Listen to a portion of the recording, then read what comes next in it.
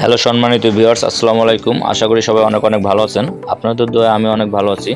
আজ আমরা চলে আসছি গাজীপুর থেকে সিলেট শহরে হযরত শাহজালাল রহমতুল্লাহের মাজার শরীফ পরিদর্শন করতে। তো সাথে আছে আমার ভাতিজা ফয়সাল ও হাবিব। আমরা সবাই গাজীপুর থেকে চলে আসছি হযরত শাহজালাল রহমতুল্লাহের মাজার শরীফ পরিদর্শন করতে। সেই পর্যন্ত আপনারা অপেক্ষা করুন। আজকে আপনাদেরকে দেখাবো পুরা মাজার শরীফের ভিতরের ভিডিওগুলো কোথায় কি আছে। তো আরও আসছেন আমাদের বিআই আশিক, অনেক কিউটের ডিব্বা বিআই, তো অনেক ভালো মনের মানুষ। আমরা সবাই আসছি গাজীপুর থেকে।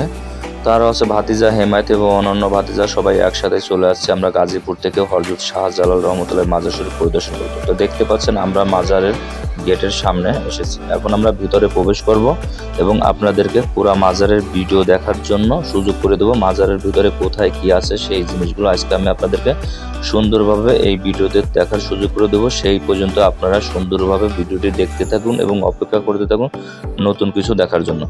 তা ভাতিজা হেমায়েত আছে আর ফয়সাল, ওরা সবাই মাজারের ভিতরে প্রবেশ করছে।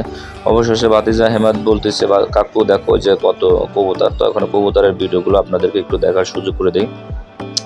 তো অবশেষে চলে আসলাম আপনাদেরকে কবুতর দেখার জন্য। দেখতে পাচ্ছেন হাজার হাজার কবুতর এখানে আসে, খাবারের কোনো শেষ নেই। তারা খাবার খায় আর মনে করেন কি যে এখানে থাকে গাছের ডালে পালে এবং অন্য জায়গায়। তো দেখতে পাচ্ছেন হাজার হাজার কবুতর। এটা হচ্ছে আল্লাহ তাআলার প্রাকৃতিক একটা নিদর্শন। হযরত শাহজালাল রহমতুল্লাহের মাজার শরীফে অসংখ্য কবুতর থাকে, আপনারা আসলে অবশ্যই দেখতে পারবেন।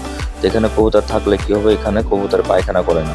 আর এটা হচ্ছে সে মাজারের ড্যাক, এখানে হয়তো মাহফিল হলে রান্না টান্না করা হয়। এখন দেখাবো হচ্ছে আপনাদের সেই হযরত শাহজালাল রহমতুল্লাহের মাজার শরীফের সেই পুকুরের কথা। সবাই জানে এখানে আছে হাজার হাজার গজার মাছ। দেখতে পাচ্ছেন গজার মাছগুলো পানিতে। তো এখানে মোবাইল দিয়ে ভিডিও করার কারণে গজার মাছগুলো ছোট দেখাচ্ছে, বাস্তবে গজার মাছগুলো অনেক। এখন আমরা গজার মাছের খাবারের জন্য একটা ছোট ছোট মাছ কিনছি। ভাতিজা হেমায়েত তার নিজে হাতে গজার মাছগুলোর খাবার দিবেন।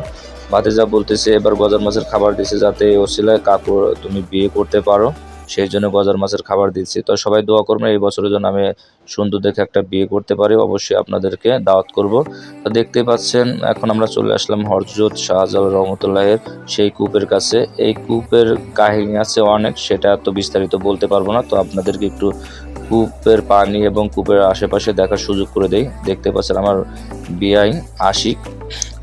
তো এখন চলে আসলাম আমরা কূপের চারিদিকে ভিডিও করার জন্য। এই দেখতে পাচ্ছেন কূপের পানি এবং কূপের ভিতরে আছে লাল রঙের গজার মাছ। এখানে হয়তো মাছ বেশি একটা নাই, তাই আপনাদেরকে বেশি একটা ভালো করে দেখাতে পারলাম না। অবশেষে কূপের চারিদিকে একটু ভিডিও করে আপনাদের দেখার সুযোগ করে দেই।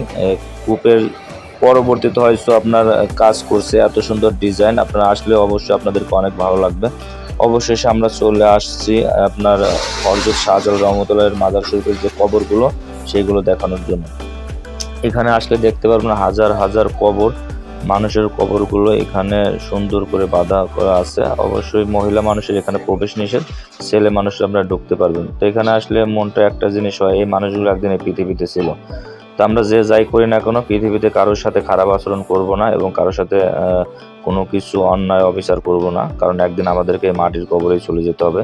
এখন আমি আপনাদেরকে দেখার সুযোগ করে দেবো চিত্রনায়ক সালমান শাহের কবর, যেখানে আসলে বেশিরভাগই মানুষ এই কবরটা দেখতে আগ্রহী হয়। আপনারা দেখতে পারবেন মাজারের অপোজিট সাইডে আপনার এই কবরটা। তো আমরা চলে আসলাম কবরটা দেখার জন্য।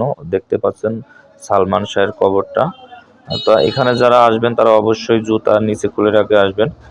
পরে চলে আসলাম আমরা হযরত শাহজালাল রহমতুল্লাহের যে মেন মাজার কবরটা সেটা দেখতে। আমি আর আমার বিয়ে ভিতরে প্রবেশ করলাম।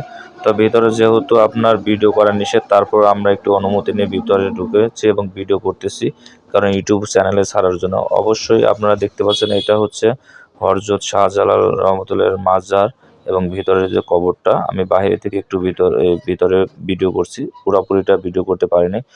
তবে ইনশাআল্লাহ সবাই যারা আসবেন এখানে ভালো মনের নিয়ত করে আল্লাহ তাআলার কাছে চাইবেন, তাদের মনের ইচ্ছা পূরণ হয়ে যাবে। তো সেই পর্যন্ত আপনারা ভালো থাকবেন। অবশ্যই সব কিছু দেখার পর নিজের ভালো মনে হচ্ছে। ভালো থাকবেন সবাই, দোয়া করি ইনশাআল্লাহ। সেই পর্যন্ত সবাই ভালো থাকবেন আর আমার চ্যানেলটিকে অবশ্যই সাবস্ক্রাইব করে দেবেন এবং পাশে থাকা বেল আইকনটিকে অন করে দিবেন।